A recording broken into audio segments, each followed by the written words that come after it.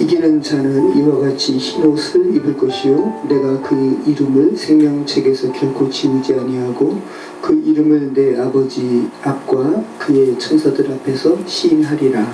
귀 있는 자는 성령이 교회들에게 하시는 말씀을 들을지어다. 아멘. 네, 4대 교회 사자에게 편지하라 라는 제목으로 오늘 말씀 나누도록 하겠습니다. 자, 우리는 지난주에 두아디라 교회에 대해서 살펴보았습니다. 그리스도인으로서 덕목을 많이 갖춘 교회였습니다. 그래서 주께 칭찬받는 교회였습니다. 사랑과 믿음과 섬김과 인내를 주께서 아신다. 네, 이렇게 칭찬받는 교회였는데, 두아디라 교회가 위치한 두아디라 지역은 아폴로 트림나스라는 자체적인 그 지역 자체의 태양신과 또 헬라의 태양신 아폴로가 서로 혼합된 태양신 숭배에 또 황제 숭배까지 같이 곁들여진 혼합된 그런 이교 문화가 발달된 지역이었고, 두아디라 교인은 그러한 이교 문화에 노출된 상황이었습니다. 조합이 발달됐다 그랬고요. 그 조합과 이교 신전이 서로 결탁되어서 두아디라 교인들은 이교 신전에 가서 제사하고 그 음식을 먹고 행음하는 그런 위험에도 노출된 그런 상황이었고, 여기에 대해서 갈등할 수밖에 없는 거죠. 예전에는 모르겠지만 지금은 그리스도의 신앙을 알게 되고 받아들였는데, 내가 이 우상의 음식 먹어도 되는가? 우상의 음식을 먹는 것은 우상에게 내가 속했다라는 것을 공표하는 건데 괜찮은가? 근데 이거 물리치면 경제생활을 할 수가 없는데 우리 가족의 생계가 어떻게 책임지지? 이런 부분들, 이런 갈등이 있었는데 그 교회에 이세벨이라는 자칭 선지자, 거짓 선지자죠.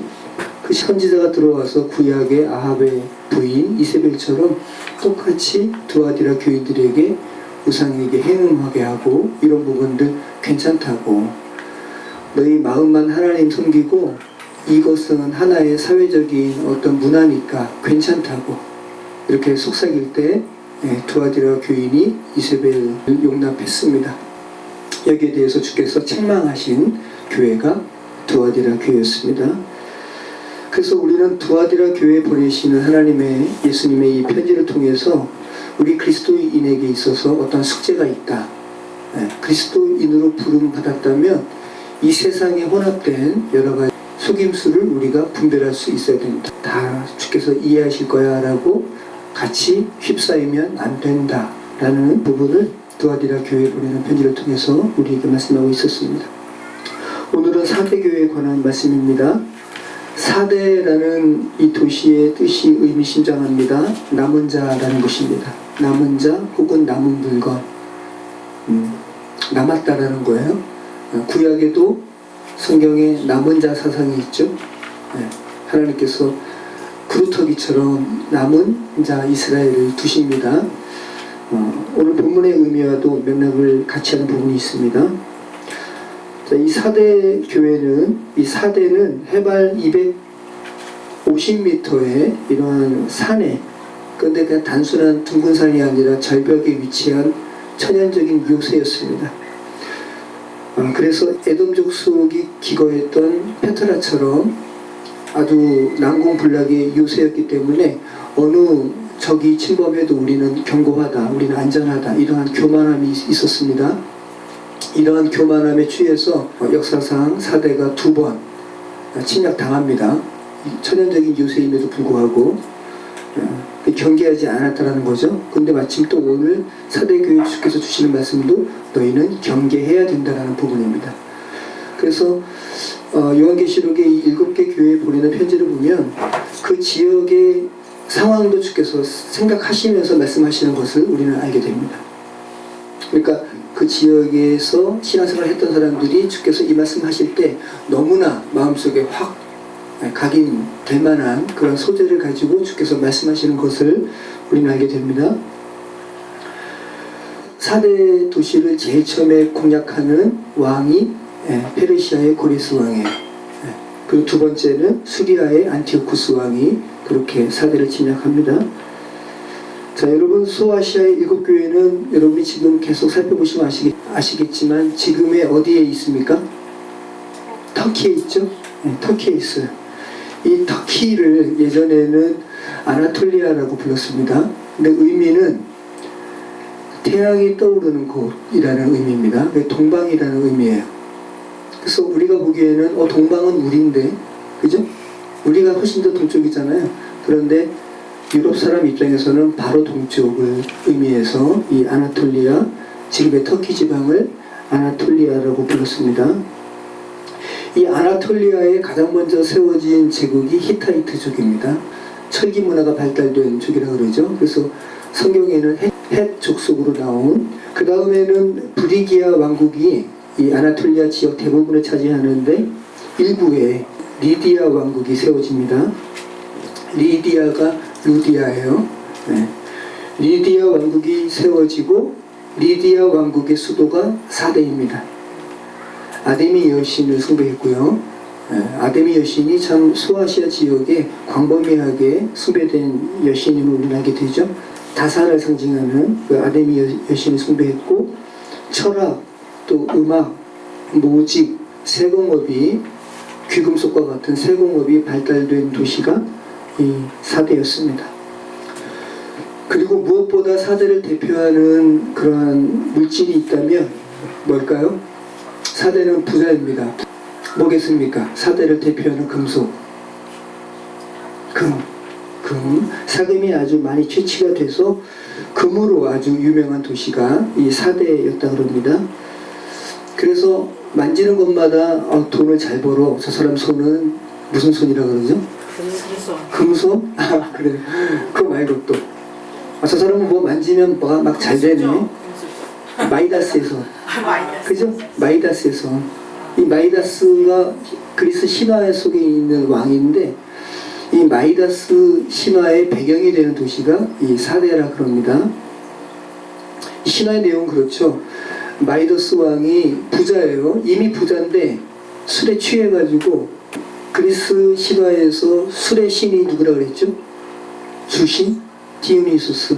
디오니소스에게 자기가 만지는 것이 모두 다 황금이 되게 해달라고 이렇게 빕니다. 그리고 디오니소스가 그 부탁을 들어줘요. 좋아요, 안 좋아요? 좋아요? 만지면 금이 되는 거. 좋죠. 만지면 금 돼요. 아우, 나 그래요. 좋을 것 같아요. 만지면 다 금이 되면, 그죠? 그런데 자기가 음식 먹으려고 음식을 잡는데 금이 돼요. 좋아요? 네. 그리고 자기가 사랑하는 딸이 너무 예뻐서 안았어요. 근데 금동산이 됐어요. 좋아요? 불행한 거죠. 그래서 마이다스 손이, 마이다스의 이 신화가 여기 사대에서 나왔다는 거.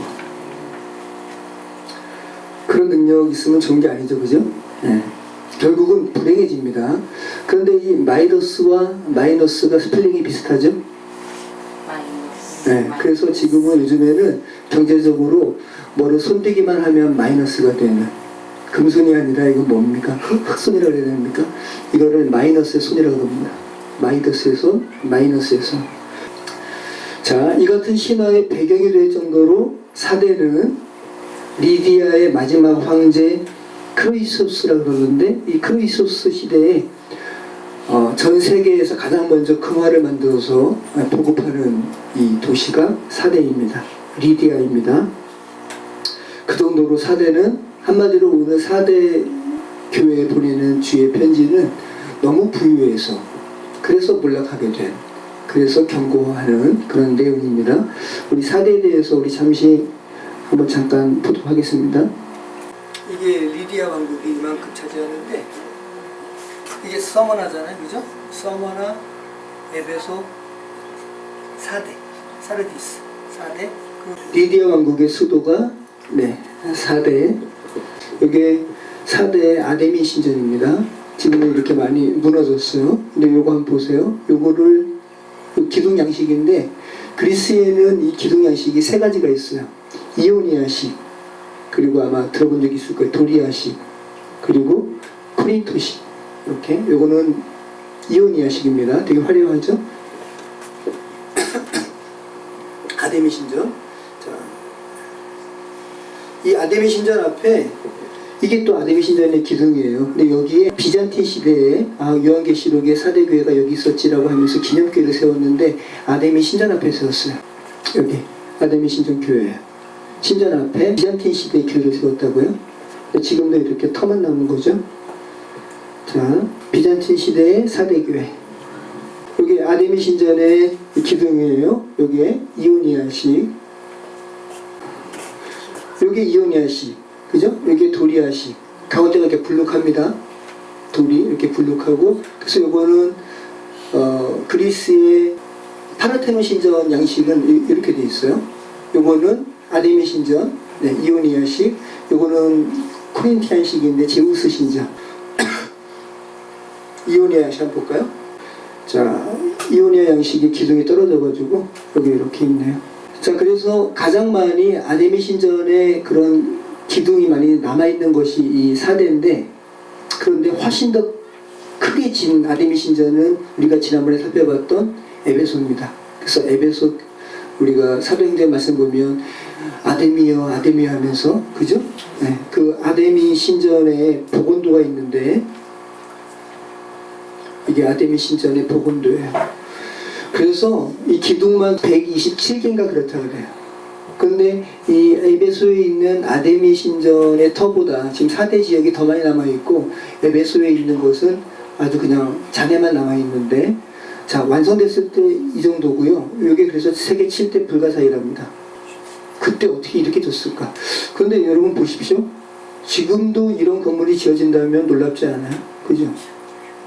문명이 대단하고, 여기에 막 또 크게 진 이런 아데미 여신이 있고, 그러니까 이 문화에 빠져들 수밖에 없겠죠.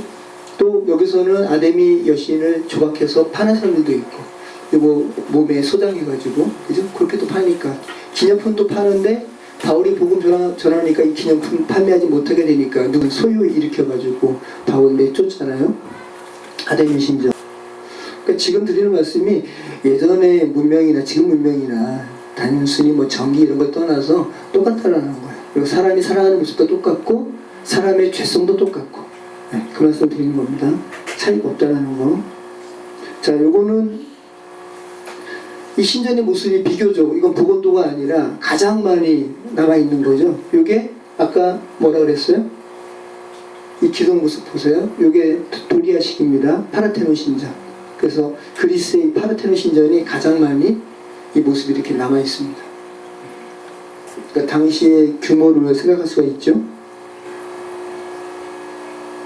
자, 다른요.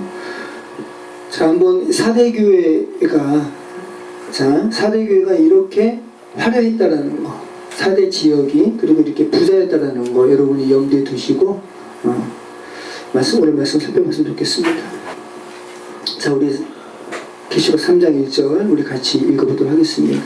사대교회 사자에게 편지하라. 하나님의 7 영과 7 별을 가지신 이가 이르시되 내가 내 행위를 아노니 내가 살았다 하는 이름은 가졌으나 죽은 자로다. 자, 우리가 7 교회에 보내는 편지를 계속 보면서 예수님께서 자신을 소개하는데, 가만히 보면 이 소개하는 내용이 사도 요한이 너무 놀라서 환상 가운데 보는데, 예수님께서 사도 요한에게 자신을 가르치시면서 하신 말씀에 다 포함되어 있어요. 그것을 하나하나 빼셔가지고 적합한 교회에 자신을 계시하십니다. 자, 이 사대 교회에서 예수님께서 자신을 어떻게 설명하시죠? 어떻게 소개하죠? 하나님의 7 영과 7 별을 가지신 이, 네, 이 부분이 어디 나옵니까? 계시록 1장 20절 나옵니다. 내가 본 것은 내 오른손에 7 별의 비밀과 또 7 금촛대라. 그러면서 7 별과 7 금촛대를 주께서 친히 설명하시죠. 해석해 주십니다. 자, 7 별은 뭐라 그래요? 7 교회의 사자요. 자, 7 촛대는 7 교회니라. 자, 이렇게 설명을 해 주십니다. 그래서 7 별은 7 교회의 사자요 라고 할 때 이 사자가 안겔로스예요. 영어로는 엔젤이죠. 천사입니다. 그러니까 대리자, 사자, 대사라는 의미도 있습니다. 7 별이 단순히 천사입니까? 단순히 사자입니까? 아니에요, 여러분. 왜냐하면 제가 드린 말씀은 전령자라는 의미는 아니라는 거예요. 그죠? 4대 교회 사자에게 편지하라 라고 하면서 궁극적으로 이 4대 교회에 주시는 메시지를 듣는 이들은 누구예요? 4대 교인들이에요. 그죠? 그래서 여기서는 그냥 사자, 대리자, 그리고 그 교회의 대표자만 지칭하는 것도 아니에요. 그죠? 네. 교회를 의미한다고 보시면 됩니다. 7별과 관련해서 교회를 수호하는 천사장인지 교회의 지도자들인지 성도 한 명을 의미하는지 분별할 필요는 없다라는 거야. 그냥 교회를 지칭한다고 보시면 된다는 거. 따로따로 구분할 필요가 없다. 자, 바로 오늘 본문에서도 드러나죠. 4대 교회 사자에게 편지하라 라고 할 때 이 사자가 안겔로스입니다. 요한계시록 1장 20절에 그 사자입니다. 단순한 천사가 아니라는 거, 그냥 교인을 의미한다라는 거. 또 공동체도 교회고 여러분 한 분 한 분도 교회입니다. 그래서 이 4대 교회 메시지는 집합적으로도 여러분이 의미를 또 해석할 필요도 있지만 또 여러분 개인에게도 적용하실 필요가 있는 거죠. 여러분은 오늘 4대 교회에게 보내시는 하나님의 주님의 메시지에 대해서 여러분 어떻게 받아들여야 할까 한번 생각하시면서 오늘 메시지 보시면 좋을 것 같습니다. 4대 교회에 보내는 편지를 말씀하시기에 앞서서 하나님께서 예수님께서 자신을 계시하시는데 내가 7영과 7별을 가지고 있는 이다. 자, 7영은 뭡니까 그럼? 완전하신 영이죠. 7이라는 수를 사용해서 완전하심을 의미하는 겁니다. 완전하신 영은 누구십니까? 성령이시죠. 성령. 네. 모든 교회를 아시는 분, 그러니까 모든 교회의 사정을 아시는 분, 그죠? 예수님이십니다. 그 예수님께서 4대 교회 내가 너희를 안다 라고 말씀하시는 거죠.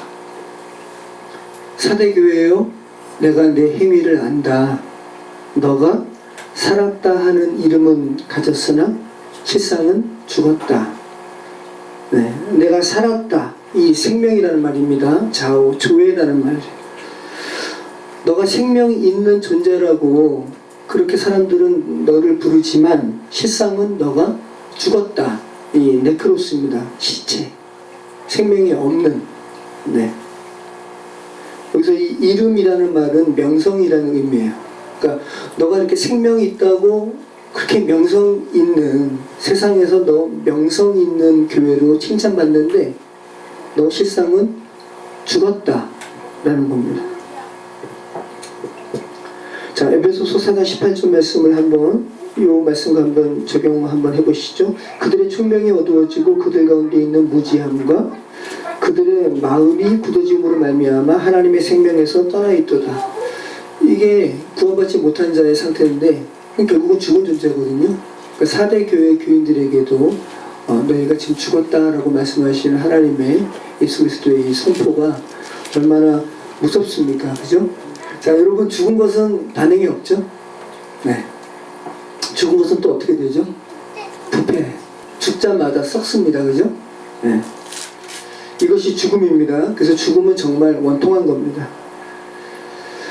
자, 우리가 지금 시대에 정말 칭찬받는 교회들이 많죠?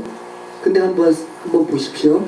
세상이 명성 있다고 하는 교회 행위 중 어떤 행위는 주께서 그거 생명 있는 행위가 아니야, 죽은 행위야 라고 말하는 부분이 있을 수 있다는 사실이 얼마나 두렵습니까? 그죠? 네. 자, 교회에서 가끔 어려운 지역에게 쌀을 이렇게 전달하죠. 그죠? 쌀 전달하는 거 귀한 일입니다. 할 수만 있다면 하면 좋은데, 근데 궁극적으로는 쌀 전달하는 것은 교회가 할 일이 아니죠. 정부가 할 일이죠. 동사무소에서 할 일이고, 그죠? 교회는 그거 나 우리 이런 시대에 쌀 전한다 해서 칭찬받고 명성받는 게 중요한 것이 아니라 더 중요한 게 뭔가 생각을 해야 되는 거죠. 자, 지금 예수님은 4대의 역사적인 사건들처럼 이 4대 교회 자체가 난공불락의 요새에 위치해 있었는데 4대 지역이, 그런데 그 안심하다가 갑자기 멸망당했던 이 2번의 사건을 당연히 4대 사람들은 알았을 거란 말이죠. 너희 4대 교회예요. 너희는 이렇게 부유하지만 너희가 지금 벌써 죽은 존재가 되었다. 경계를 너희가 소홀히 했다라는 것을 지금 주께서 말씀하시는 거죠. 사대 교회의 나태함을 지금 경고하고 있는 겁니다. 다른 교회 이야기할 거 없이 토기장의 교회는 지금 살아있는가, 또 여러분은 지금 각각 살아있는가 한번 생각하시면서 오늘 말씀을 생각하시면 좋을 것 같아요. 주께서 지금 나에게 뭐라고 하실까? 그리스도인으로서 세상에 어떤 명성과 칭찬을 혹 받을지는 모르겠지만 과연 주께서도 그렇게 생각하실까? 한번 생각해 보시자는 말씀입니다. 2절 말씀, 너는 일깨어 그 남은 바 죽게 된 것을 굳건하게 하라. 내 하나님 앞에 내 행위에 온전한 것을 찾지 못하였노니. 네. 너는 일깨워서 그 남은 바 죽게 된 것을 굳건하게 하라. 그러니까 아직 완전히 죽지 않고 지금 이게 죽어가고 있는 걸 이야기하는 거예요. 다행히 아직 완전히 죽지 않고 죽어가고 있는 거 아직 있다. 너희 그거 완전히 죽지 않도록 굳건하게 다시 살리라는 말이죠. 내 하나님 앞에 내 행위에 온전한 것을 발견하지 못했다. 자, 일깨우다라는 말은 그래 고레오라는 말입니다. 네, 일깨우다라는 말, 경계한다는 말이에요. 사대가 어떻게 해서 멸망했다고요? 경계하지 못해서. 천연적인 요새에 있었기 때문에 페르시아의 고레스 왕 점령했다고 했잖아요.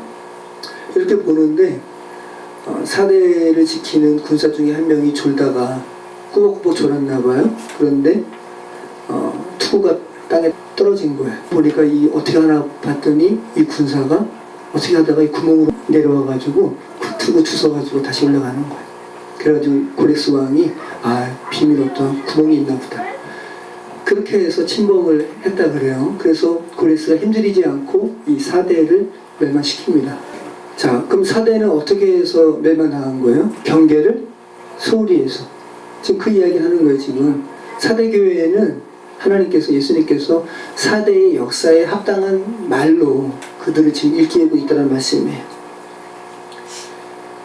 자, 일깨운다라는 말, 적의 침입에 대해서 경계하고 망을 본다라는 의미가 있습니다. 이 그래 고레오라는 의미에 주시하고 깨어있음을 의미하는 말입니다. 자, 이 그래 고레오라는 말이 성경에 많이 나옵니다. 마태복음 24장 43절, 너희도 아는 바니 만일 집주인이 도둑이 어느 시각에 올 줄 알았더라면 깨어있어 그 집을 뚫지 못하게 하였으리라. 도둑 오는 거 언제 올 줄 안다면 당연히 깨어 있겠죠. 네, 사대교회는 그렇게 하지 못했다는 거죠. 마태복음 24장 42절, 그러므로 깨어 있으라. 성도한테 이야기하는 거야. 제자에게 어느 날에 너희 주가 임할는지 너희가 알지 못함이니라. 자, 이 부분을 제가 공동번역과 바른 성경으로 번역된 부분을 제가 읽어드릴게요. 이 2절 말씀은, 그러므로 공동번역입니다. 깨어나거라. 너에게 아직 남아있는 것이 완전히 숨지기 전에 힘을 북돋아 주거라. 나는 내가 하는 일이 내 하나님이 보시기에 완전하다고 생각하지는 않는다. 이 공동번역이고 바른 성경은 이렇게 번역합니다. 너는 깨어있어 남아있으나 죽게 된 것을 굳건하게 하여라. 이는 내 행위들이 나의 하나님 앞에서 온전하게 된 것을 찾지 못했기 때문이다. 난공불락의 요새였던 사대성을 지키는 병사들이 성을 난공불락의 이 요새를 과신한 나머지 깨어있지 못해서 방비를 게을리하다가 멸망당한 것처럼 너희 그렇게 하지 말아라 라는 말이죠. 자, 3절 우리 같이 읽습니다. 그러므로 내가 어떻게 받았으며 어떻게 들었는지 생각하고 지켜 회개하라. 만일 일깨지 아니하면 내가 도둑같이 이르리니 어느 때에 내게 이르는지 내가 알지 못하리라. 네. 그러면서 예수님께서 사대교회에게 지금 권면하시는데 세 가지 동사로 이야기합니다. 그죠? 먼저는 뭐죠? 생각하라. 두 번째는 생각하고 지키라. 네. 그 다음에 회개하라. 이렇게 세 가지 동사로 이야기합니다.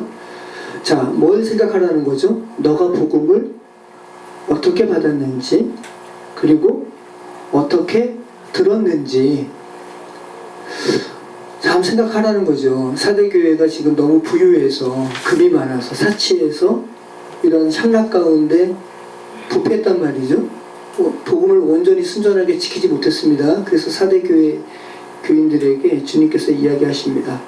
너가 받은 복음을 너가 어떻게 받았는지. 이 포스라는 말입니다. 어떤 방식으로, 이런 의미가 있어요.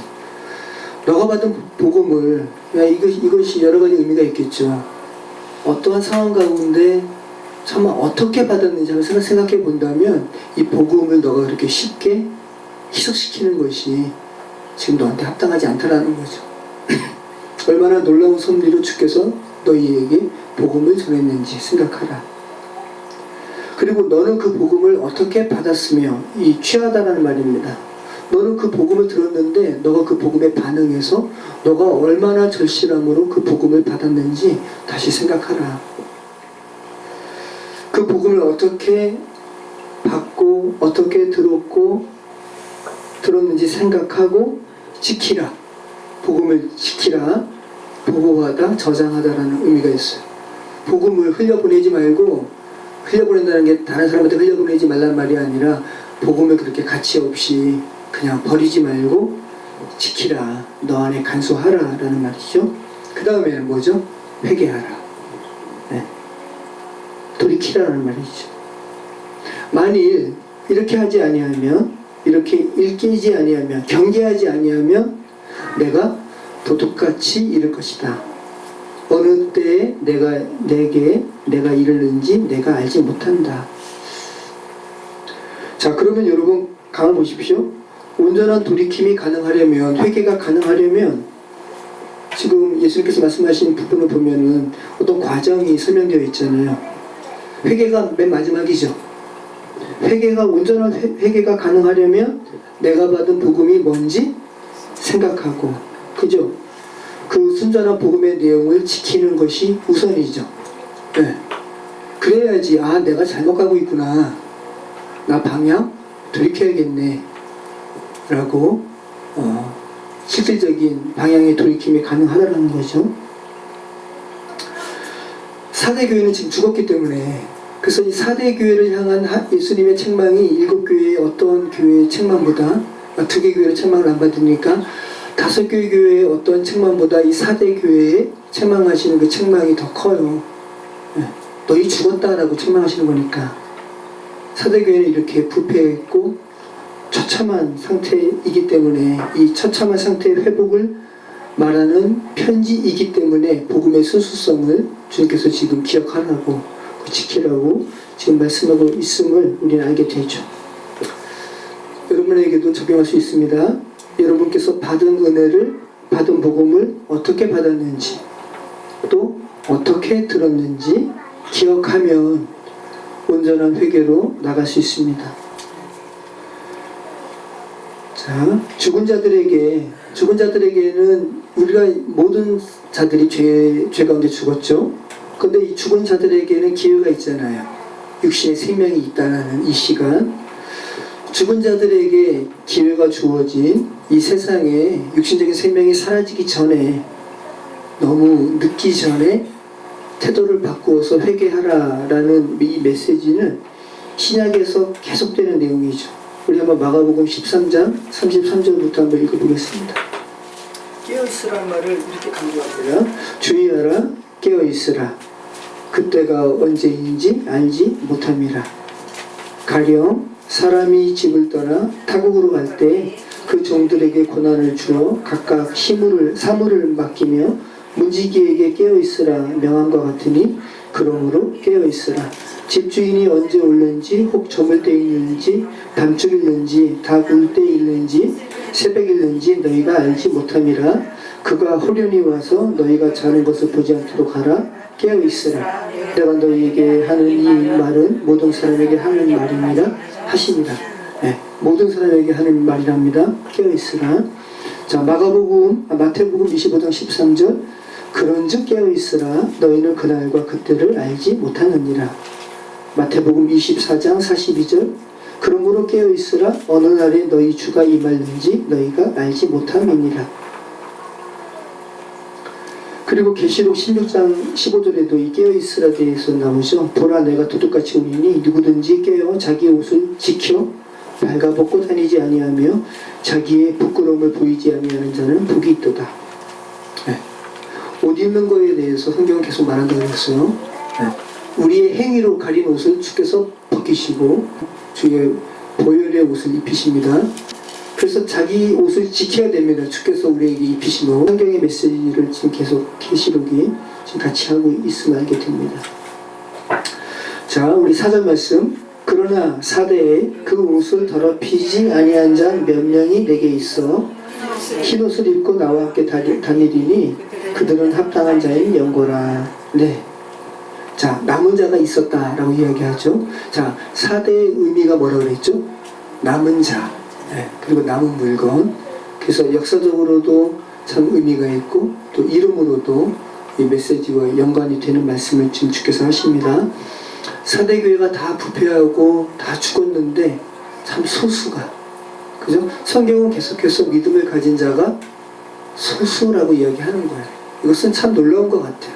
놀라운 말씀이고 구원받은 자가 8이니 노아와 그 부인과 그 자부들이라. 자, 사대교회에 아주 소수만이 주께서 주신 옷을 더럽히지 않았습니다. 엘리야에게 주께서 뭐라고 말씀하시죠? 바알에게 무릎 꿇지 아니한 자 몇 명? 7,000명 지금 남겨뒀다 라고 말씀하시죠. 대부분 이들이 명목상의 그리스도인들이지만, 그죠? 지금 전 세계 그리스도인이, 그죠? 뭐 이슬람권이랑 비슷하게 하여튼 그렇게 많죠. 그런데 주님께서 대부분이 명목상의 그리스도인이라고 말씀하시겠죠. 여러분은 그 명목상의 그리스도인에 속할지 아니면 깨어있는 소수의 이들로 주께서 인정하실지 주님께서 아시죠. 대부분의 이들이 명목상의 그리스도인들이고 다 혼합되고 물질 만능주의 시대의 가치관에 매몰되었지만 이런 부분들에서 순전한 신앙을 찾고 분별하고 또 순수한 신앙의 본질을 추구하는 이들이 있다. 그런데 그들은 소수다. 5절 말씀. 이기는 자는 이와 같이 흰 옷을 입을 것이요 내가 그 이름을 생명책에서 결코 지우지 아니하고 그 이름을 내 아버지 앞과 그의 천사들 앞에서 시인하리라. 귀 있는 자는 성령이 교회들에게 하시는 말씀을 들을지어다. 자, 이기는 자는 이 같은 물질 만능 주의의 시대에, 이렇게 혼합 종교가 가득한 시대에 거기에 매몰되지 않고 거기에 현혹되지 않고 믿음을 지켜 이기는 자들은 흰옷을 입게 될 것이다. 영적 정결에 대한 은유적인 표현이죠. 그 당시의 시대의 문화를 차용한 거예요. 당시에 로마 군사가, 로마 장군이 승리하면 승리한 후에 흰옷을 입었다고 합니다. 로마에서 승전을 축하할 때 흰옷을 입혔대요. 네. 자, 이기는 자는 내가 그렇게 흰옷을 입게 할 것이다. 그 다음에 내가 그 이름을 생명책에서 결코 지우지 아니하리라. 자, 이 부분도 당시의 문화권에서 이 부분을 사람들이 읽었을 때 너무나 공감이 되는 말씀이었어요. 당시에 아테네라든지 그리스 도시국가에서 시민들의 명부가 다 있는데, 그죠? 아까 이런 부분 보면 굉장히 발달됐단 말이죠. 오늘날의 주민등록처럼 다 명부가 있는데 사형을 당하거나 처형을 당하게 되면 그 명부에서 이름을 지었다고 해요. 자, 이런 의미에서 본다면 내가 이기는 자에게 생명책에서 너희 이름 지우지 않을게 라는 말이 얼마나 사대교회 교인들에게 확 왔을까요? 그죠? 너무나. 자, 근데 이렇게 이 생명책이라는 개념이 구약에도 있었습니다. 시편 69편 28절. 그들을 생명책에서 지우사 의인들과 함께 기록되지 말게 하소서. 이것은 악한 자에게 대한 말이죠. 이사야 4장 3절.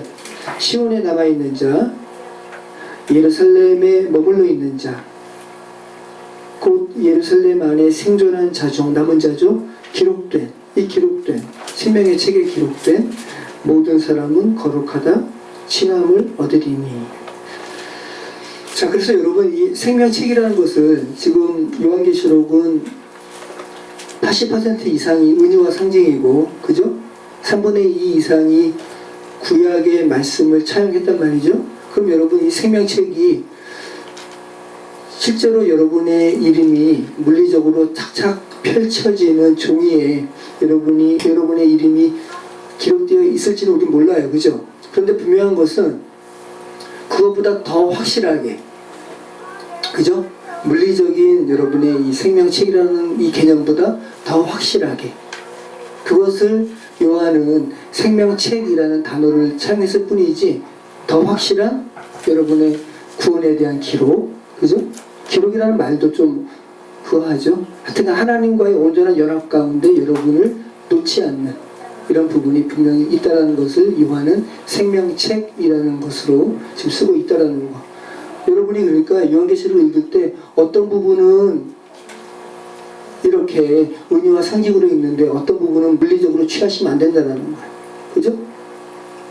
거룩한 성 예루살렘은 물리적인 도성이 아니라고. 여러분이라고. 예수 그리스도의 신분. 자, 이런 이들에게 주님께서 지금 뭐라 그러시죠? 내가 생명책에서 결코 지우지 아니하고 그 이름을, 그렇게 이기는 자의 이름을 내 아버지 앞과 하나님과 그의 천사들 앞에서 시인하리라. 네. 귀 있는 자는 성령이 교회들에게 하시는 말씀을 들을지어다. 참 독특한 의미 아닙니까? 이 세상에서 성도는 하나님을 시인하죠. 그죠? 그런데 그렇게 시인한 자 하나님께서, 예수님께서 그날에는 또 예수님께서 우리를 시인한다 라고 말씀하시죠. 그죠? 네. 그리스도께서 주님과 천사들 앞에서 시인하신다. 우리를 뭐를 시인한다는 거야? 이게 지금 심판대 앞에서 시인한다는 거거든요. 사단은 우리를 참소하니까 주님, 저들은 죄인이죠. 저들이 어떻게 이 불못에, 내가 가는 불못에 저들도 같이 가야죠. 저들이 어떻게 의롭다 함으로 여김받을 수가 있습니까? 그럴 때 예수님께서 시인한다는 거죠. 뭐라고 시인하는 거예요? 저들은 의롭습니다. 내 보혈로 저들을 깨끗했습니다. 저들은 지금 흰옷을 입고 있습니다. 이렇게 시인하시는 거죠. 참 감사하고 정말 기대가 되고 정말 이 말씀을 직접 들을 때 너무 행복한 말 아닙니까? 여러분께서 지금 이제 다 육신적으로 돌아가셨어요. 그죠? 이제 사탄은 여러분을 끌고 내려가려고 하는데 예수님께서 하나님과 천사 앞에서 김영하 성도 제가 시인합니다. 저 사람 의롭습니다. 이 말씀을 예수님께 직접 들을 것을 생각해 보세요. 얼마나 감격적인 겁니까? 사람들에게 부정당하고 거절당하는 것은 참 괴롭죠? 우리가 그런 세상에서 살아가는데, 근데 예수님은 여러분을 거절하지 아니하시고 시인하신다. 그런데 이기는 자. 네. 자, 이 말씀을 예수님께서도 말씀하셨습니다. 마태복음 10장 32절. 누구든지 사람 앞에서 나를 시인하면, 네, 사람 앞에서 너희가 나를 시인하면 내가 하늘에 계신 내 아버지 앞에서 시인할 거야 라고 말씀하시는 거예요. 내 아버지 앞에서 그를 시인할 것이요, 누구든지 사람 앞에서 나를 부인하면, 무섭죠. 나도 하늘에 계신 내 아버지 앞에서 그를 부인하리라. 자, 여러분, 오늘 우리가 읽은 이 사대 교회에 보내는 편지에 책망 받는 5개의 교회 중에 어떤 교회보다 강한 책망을 받습니다. 너희 죽었다라는 책망을 받는 교회. 그런데 가만히 내용을 보면은 책망받을 그런 내용들이 별로 없어요. 그냥 결과만 이야기하는 거죠. 너는 살았다 하나 실상은 죽었다. 다른 교회에 보내는 편지에는 다 하나같이 어떠한 그들이 믿음을 저버릴 수밖에 없는 위협의 요소를 다 말씀하셨어요. 에베소 교회는 니골라당, 그죠? 니골라당과 같은 영지주의, 또 황제 숭배, 또 지난주에 살펴봤던 이세벨과 같은 노골적인 죄의 목록은 없습니다. 사대교회의 위협의 요소는 외부로부터 온 것이 아니라 사대교회 내부로부터 왔다라는 거. 너무나 잘 살아서. 이 정도면 괜찮겠지. 그런데 사대 지역의 역사적인 사건처럼 그렇게 경계하지 않아서 무너진 교회, 사대교회입니다. 내부로부터 죽으면, 내부로부터 부패하면 살아있으나 죽은 자죠. 자, 그런 교회에게 예수께서 말씀하십니다. 깨어있으라. 여러분, 역사적으로 교회가 깨어있지 못하면은, 지난번 말씀과도 이렇게 맥락을 같이 하는데, 부패한 정권과 부패한 사회에 동의하는 역할을 교회가 합니다. 그죠? 히틀러의 나치즘을 사상적으로도 동의하고 히틀러의 손을 들어준 곳이 다름 아닌 독일 교회였어요. 자, 우리가 지금까지 살아왔던 군부 독재에서, 그죠? 그 독재 정권의 초창기도에 가서 축복기도 해준 분들이 개신교회 목사님들이셨어요. 그죠? 그러니까 우리는 정말 이 시대를 분별해야 될 책임이 우리에게 있습니다. 정말 그냥 휩싸여 살 수밖에 없었습니다라고 핑계를 할 수가 없는 거죠. 그죠? 그 독일 교회, 다른 교회가 그렇게 했기 때문에 나도 어쩔 수 없습니다라고 그렇게 역사적으로는 그렇게 핑계할 수밖에 없겠지만 이 말씀에 비춰본다면 하나님 앞에서는 그럼에도 불구하고 너희는 분별했어야 됐다 라고 주께서 말씀하시는 거죠. 본회파는 그렇게 했으니까. 그죠? 뉴욕에서, 미국에서 신학 공부 이렇게 열심히 하시는 그러한 신학도였고 교수였지만 자기 고국의 히틀러가 그런 행동을 할 때 미친 택시 운전사가 운전을 할 때는 그 택시 운전사를 끌어내려야 된다라고 하면서 독일로 다시 가잖아요. 그래서 레지스탕스를 조직해가지고 그 히틀러 암살을 모의하다가 잡히는 거예요. 그리고 교수당합니다. 그러니까 저와 여러분도 마찬가지라는 거죠. 여러분이 나는 일개 작은 한 사람에 불과합니다. 저도 그렇게 생각합니다. 그런데 여러분의 그런 의식에 매몰되지 말고 하나님께서는 이 성경의 말씀대로 너희가 처신해야 될 것들을 분별하고 행동하라고 그렇게 삶을 살라고 말씀하시는 거죠. 참 쉽지 않은 시대죠. 우리 분별해야 되는 시대에 우리 살아가고 있는 거죠. 자, 사대교회에 죽었다고 치명적인 말씀을 하시지만 남은 자가 몇 사람 있다고 말씀하셨습니다. 네. 예수님께서 스스로 가리켜 나는 7영과 7별을 소유하고 있는 자다 라고 말씀하셨습니다. 교회의 모든 것을 통치하시는 분. 네. 그 주님께서 죽은 행위만 있는 사대교회에 회개할 것을 말씀하시면, 그죠? 너희 회개해서 다시 돌이키라 라는 소망의 말씀을 지금 주고 계시는 거죠. 죽은 자에게 다시 생명을 주시고 소생시키고자 하시는 마음이 주님의 마음입니다. 저와 여러분에게도 주께서 그 마음 가지고 계십니다.